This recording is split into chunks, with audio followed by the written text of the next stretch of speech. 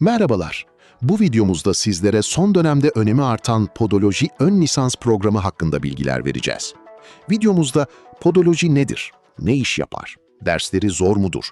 Mezun olunca ne kadar kazanılır gibi temel soruların yanında 4 yıllık bölümlere geçiş imkanları ve kendi kliniğimi, iş yerimi açabilir miyim sorularını inceleyeceğiz. En temel soruyla başlayalım. Nedir bu podoloji? Podoloji, kısaca ayak sağlığı ve hastalıklarıyla ilgilenen bilim dalıdır. Bu bölümden mezun olanlar ise podolog veya resmi kurumlardaki tanımıyla podoloji teknikeri unvanını alırlar. Peki podolog tam olarak kimdir? Podolog, ayak sağlığının korunması, mevcut ayak problemlerinin önlenmesi ve oluşmuş hastalıkların, özellikle hekim teşhisi konulmuş vakaların medikal tedavisinde ve bakımında görev alan, tıp ve teknolojiyi birleştiren uzman bir sağlık profesyonelidir. Türkiye'de geçmişi çok eskiye dayanmadığı için şu an sektörde ciddi bir yetişmiş uzman açığı bulunuyor. Bu da sizin mezun olduğunuzda doğrudan avantajlı konuma getiriyor. Ben bu bölümü bitirince gün boyu ne yapacağım? Sadece tırnak mı keseceğim dediğinizi duyar gibiyiz. Kesinlikle hayır. Podologlar estetik amaçlı pedikür yapan kişiler değildir. Tamamen medikal, klinik ve hayati işlemler yaparlar. Gelin görev tanımına daha yakından bakalım. Diyabetik ayak bakımı ve yönetimi. Şeker hastalarının en büyük kabuslarından biri ayak yaraları ve buna bağlı uzuv kayıplarıdır. Podologlar diyabet hastalarının ayaklarını düzenli muayene eder, koruyucu bakımlarını yapar ve yara oluşmasını engeller. Bu kelimenin tam anlamıyla hayat kurtarıcı bir görevdir. Batık tırnak ve ortodoksi tedavisi. Tırnak batmalarında artık o eski, acılı tırnağı kökten çekme yöntemleri geride kaldı. Podologlar tel sistemleri, 3TO, tel klips ve benzeri kullanarak tırnağın yatağını cerrahiye gerek kalmadan düzeltirler. Mekanik ve dermatolojik bakımlar. Mantarlı tırnakların medikal cihazlarla temizlenmesi, kalınlaşmış hiperkeratotik tırnakların inceltilmesi, derin nasırların ağrısız şekilde kökten temizlenmesi podologların uzmanlık alanıdır. Biyomekanik değerlendirme ve kişiye özel tabanlık. Yürüme analizi cihazlarıyla basış bozukluklarını tespit eder, sporcular, düz tabanlar veya duruş bozukluğu olanlar için kişiye özel ortez ve tabanlık yönlendirmeleri yaparlar. Podoloji, TYT puantürüyle öğrenci alan 2 yıllık bir ön lisans programıdır. Eğitim süreci, teorik bilgilerin hızla pratiğe döküldüğü laboratuvar ağırlıklı bir süreçtir. Ben bu eğitimi alırken hangi derslerle karşılaşacağım diyorsanız, müfredatın kemik dersleri şunlardır. Temel tıp dersleri, anatomi, fizyoloji, mikrobiyoloji ve farmakoloji. Ayağın kemik, kas ve sinir yapısını, mikropları ve kullanılan ilaçları bilmeniz şart. Mesleki teorik dersler, podoloji teorisi, diyabet ve ayak sağlığı, alt ekstremite enfeksiyonları.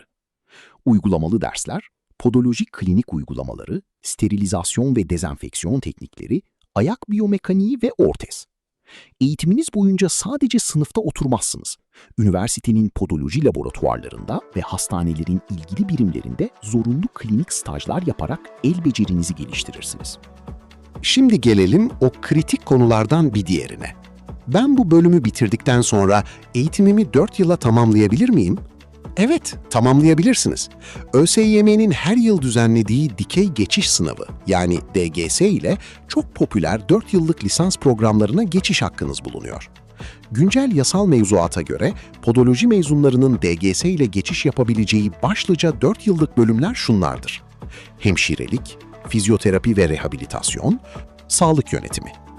Buradaki en büyük ipucu şu: eğer hedefinizi fizyoterapi veya hemşirelik gibi 4 yıllık bir bölüm olarak belirlediyseniz ve YKS'de doğrudan bu bölümleri kazanacak puanı alamadıysanız, podoloji okumak harika bir stratejik basamak olabilir. Podolojide aldığınız anatomi, fizyoloji gibi temel dersleri 4 yıllık bölüme geçtiğinizde saydırabilir, eğitim hayatınıza donanımlı bir podolog olarak devam edebilirsiniz. Gelelim girişimci ruhlu arkadaşları en çok heyecanlandıracak bölüme. Mezun olunca kendi iş yerimi, kliniğimi açabilir miyim? Kısa ve net cevap, evet, açabilirsiniz. Ancak yasal sınırları çok iyi bilmeniz gerekiyor. Türkiye'de podologların yasal hakları Sağlık Meslek Mensupları Kanunu ile belirlenmiştir. Bir podolog olarak kendi adınıza medikal ayak sağlığı kabini veya ayak sağlığı ve bakım merkezi açma hakkınız vardır. Ancak burada unutmamanız gereken altın bir kural var. Podologlar tabip yani doktor değildir.